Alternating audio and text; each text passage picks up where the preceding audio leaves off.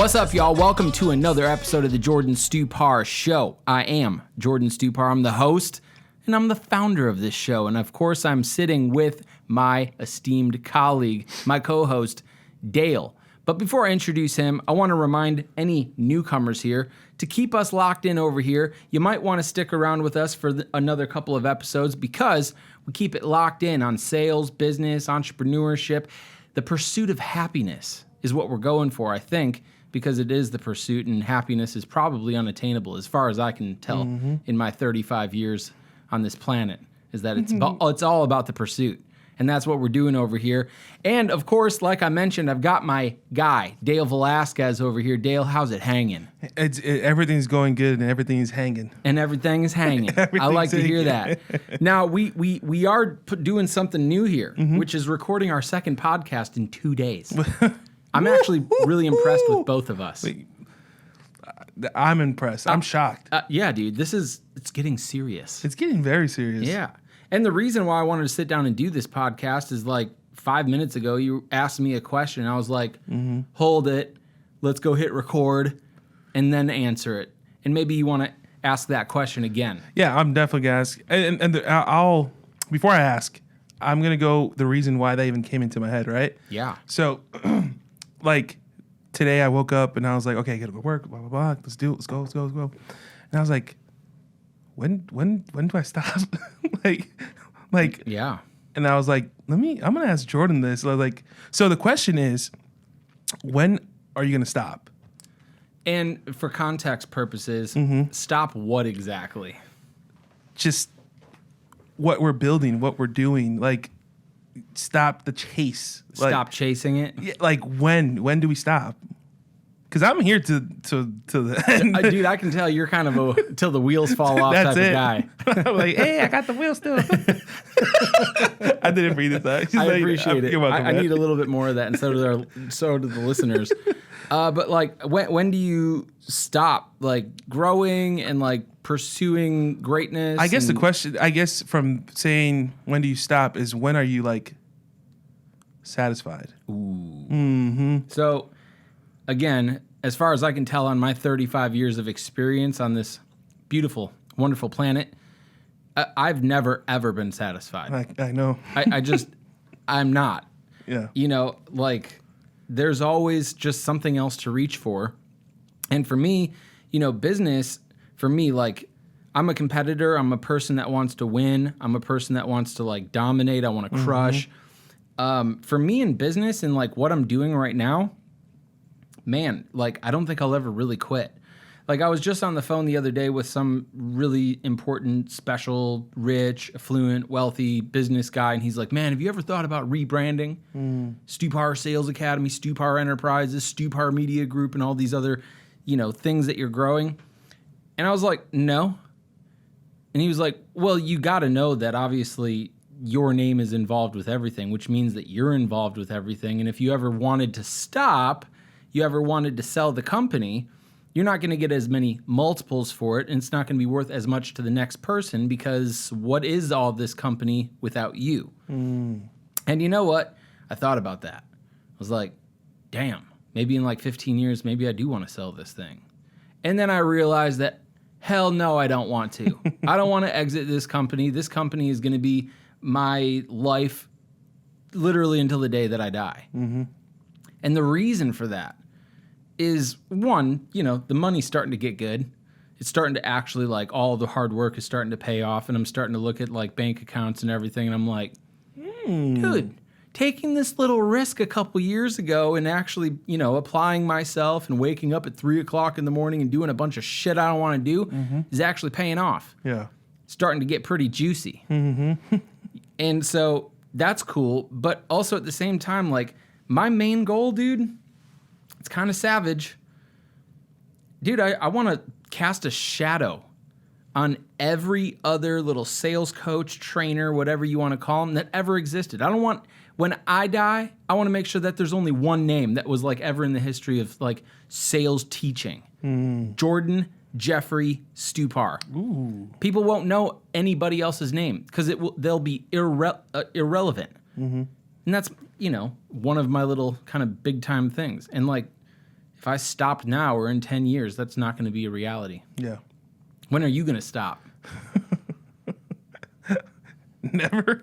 Like I said, I'm here with you, but no.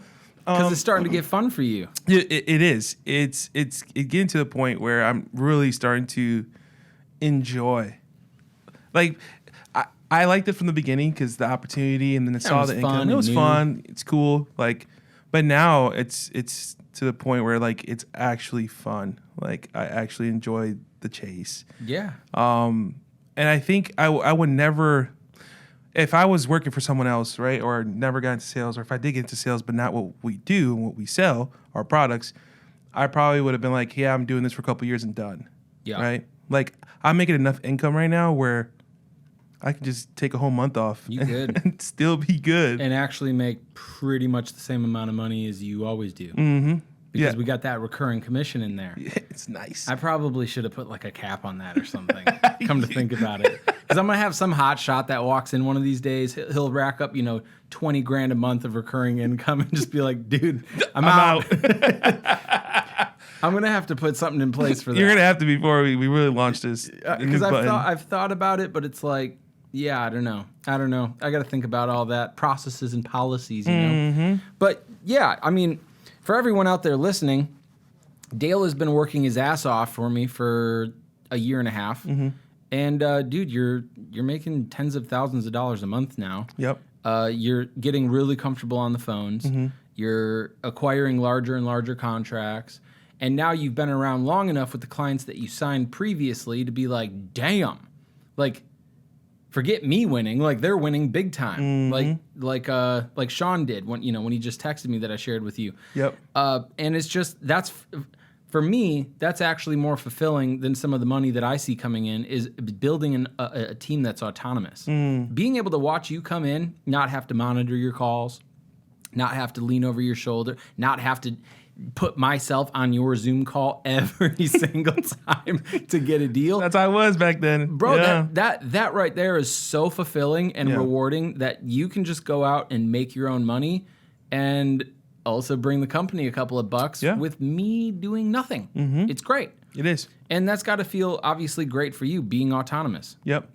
Yeah, it feels really good. I'm just super grateful, of course. We're not going to go that route, but yeah, I think, like I was saying, I think the chase is never going to end because who I work for, right? It's straight up energy. Like it doesn't matter how I feel when I come into this office, knowing who the boss is, knowing the expectations, knowing our core values. Like it doesn't matter how we doesn't feel matter at all. Show up. First thing I posted on Instagram today, walking in the office. Today, I did not want to come in. Most days, I want to come in. I'm like, dude, I love what I do. I get to fix things today and solve problems. Today, I didn't feel like doing any of that shit. And so, you still just have to show. What else am I going to do? We already been through this on the whole podcast, I think 2 episodes ago about mental health, unlimited paid time off is like, I'm just going to literally hate myself for not doing it anyway because there's nothing else for me to do right now.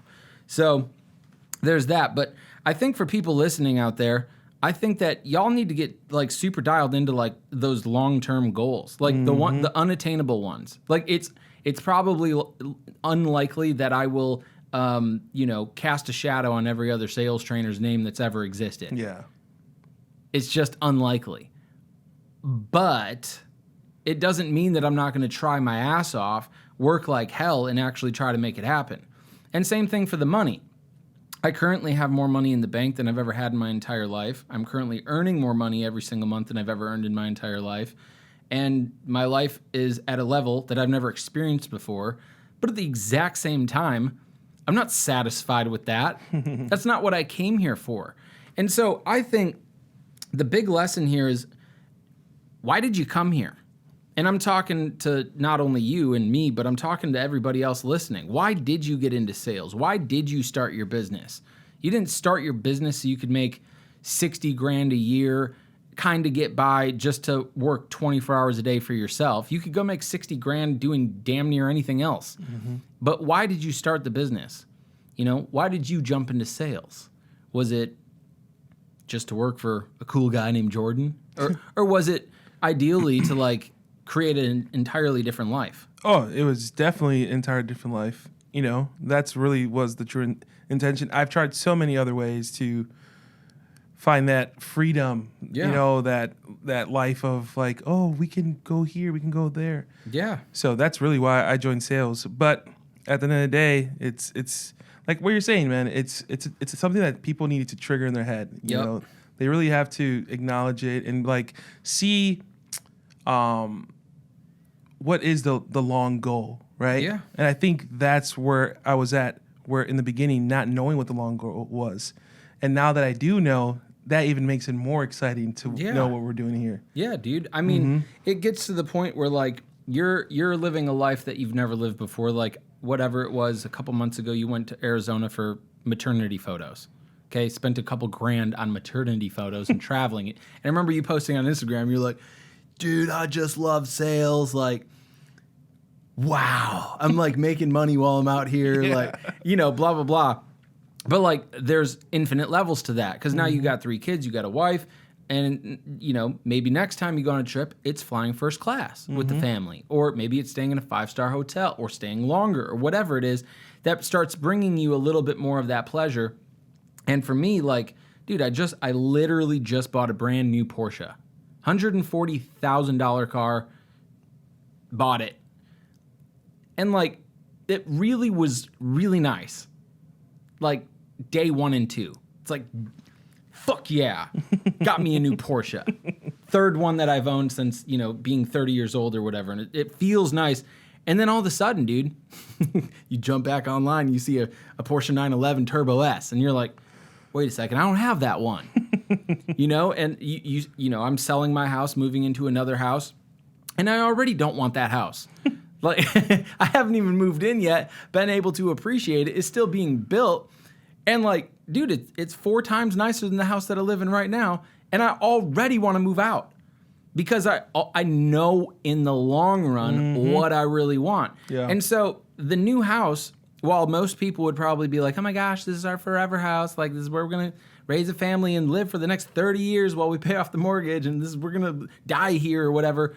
Bro, for me, this is like, how do I get out of this in 3 years? How do I get to where I really want to go, like, quick? Okay. And when you start looking at things from that perspective, everything that you're accomplishing right now, you can pat yourself on the back for. It feels really good. I can't wait to get the keys to the new house, move my family in, have a baby there, you know, blah, blah, blah. But nothing excites me more than, dude, having a 17,000 square foot house on a freaking private lake with a boat, a private racetrack, 12 Porsche 911s in the driveway. Like, dude, that's what I see. And I guarantee if I made it there in 5 years or 10 years, whatever, if I make it to that dream, that dream, guaranteed, bro, I'm not going to be satisfied. Yeah, I don't think you would be neither. And when you get your family into your first nice big house that I know that you're looking at right now with the indoor pool or whatever, water wings for the little ones, I already know, dude, you're going to be like, dude, God is good. I'm grateful. I love this. I'm kind of happy right now. But like, what if we had like a bigger backyard? And you're just automatically going to start picking apart all the things that you are grateful for and should be, but you know, you're just going to find ways to be unsatisfied, and it's going to keep the motors running, bro. Like that, we started off the podcast. I didn't even really know like we were going to get into all this, but it's the pursuit of happiness. And so, you know, in the United States, right? It's like liberty, life, liberty, and the pursuit of happiness. They never said happiness. They never guaranteed that. It's not written in the Constitution that you have a right to be happy, or the Bill of Rights. It's not a right to be happy, but you have a right to pursue it. And that's all that life is it's just one big, long pursuit of trying to figure out what that thing is. But it doesn't really exist. It's not a real thing you can go buy. That's why everything that you buy just leaves you like just as unfulfilled as anything else. Trust me, I know. Yep. But what's fulfilling, dude, is giving. And that I think that's the sauce. Because the new house, dude, I'm not buying it for me. Okay, I could live in a shoebox until I hit my dream house. but I'm giving it to my wife and my kid. They're not putting a dime down on it. I'm not using nobody's credit. Like, this is just on me, on my shoulders. I'm buying the house. Man of the house, that's what I'm doing. You know, in order to acquire a wife, what do you have to do? Give her a ring. In order to acquire business these days, it's best to give first. In order to bring on new employees, it's best to give them some sense of direction and inquire about their lives and spend some time and actually give them some time. And the best way of acquiring happiness in the time that you have right now is just by giving. And which is why I love doing what we do. We get to coach. I get to give time to people. I get to give advice to people. I get to give tips to other people, technology, resources, scripts. Bro, and people use that stuff and then they're like, "Hey man, I won." Like literally, I'm going to pull up that text message from my boy Sean. This is a guy, an executive at a $50 million window company. That is one of our bigger deals over here at the company. He just texted me at 2:17 today and said, "Hey, bro, I wanted to thank you. You pushed us to up our price per unit on the first month of this year, and I just got my financials through June. It's now July. We are far more profitable than we have ever been, and more than I ever imagined we ever would be.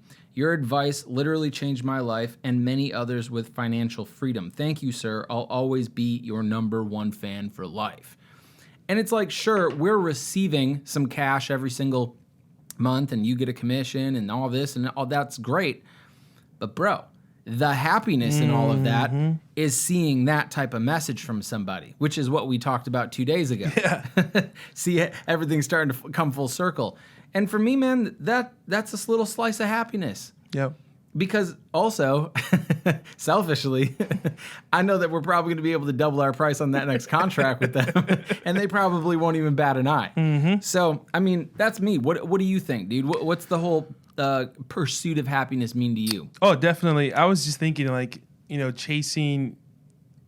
Okay, so pretty much, while you were saying that, I was thinking pursuit of happiness is giving, right? I think that's like one of the climaxes you get of satisfaction when you give. But giving so much can also be draining. So there's a balance of receiving, but also giving. But of course, giving outweighs receiving.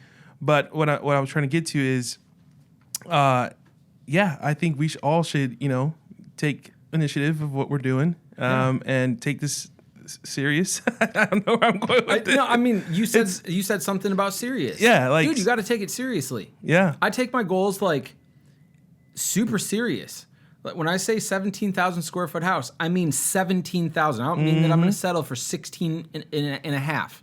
I mean like a real 17,000 square feet. I don't know what I'm going to do with all the space. It probably won't fulfill me or satisfy me. Exactly. But like for me, like, where did 17,000 square feet come from? I don't know. I feel like God gave it to me. Something to reach for, something to do. I don't know why I want to do a racetrack and have 12 cars. Like, that's excessive. It's bogus.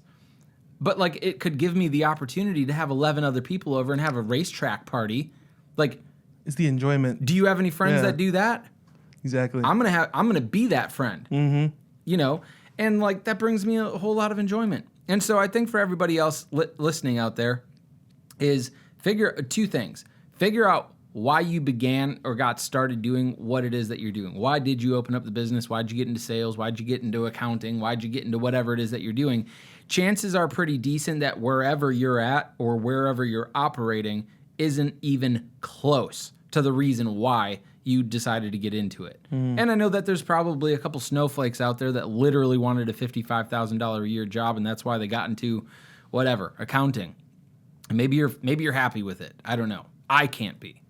I just can't. And so I'm not saying that there's anything wrong for those of you that don't have those types of goals, but think a little bit bigger and dig deep into your mind about like what really like made you passionate about going in the direction that you're going in.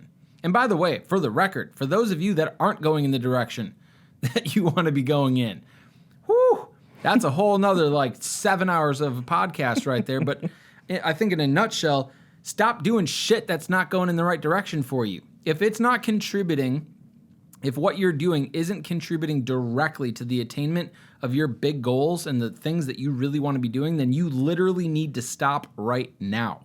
Like, don't give it any thought. Don't ask your parents. Don't ask your wife.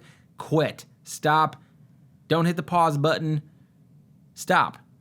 And that's what you had to do to be here. Mm-hmm. You had to quit your job in the medical field, because what you were doing probably wasn't contributing to where you ultimately wanted to be or where you wanted to go.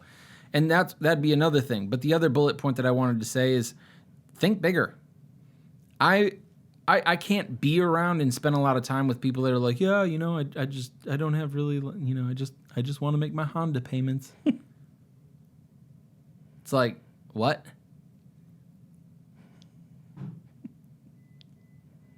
Like, I'm still sitting here thinking about like how I would even respond to that.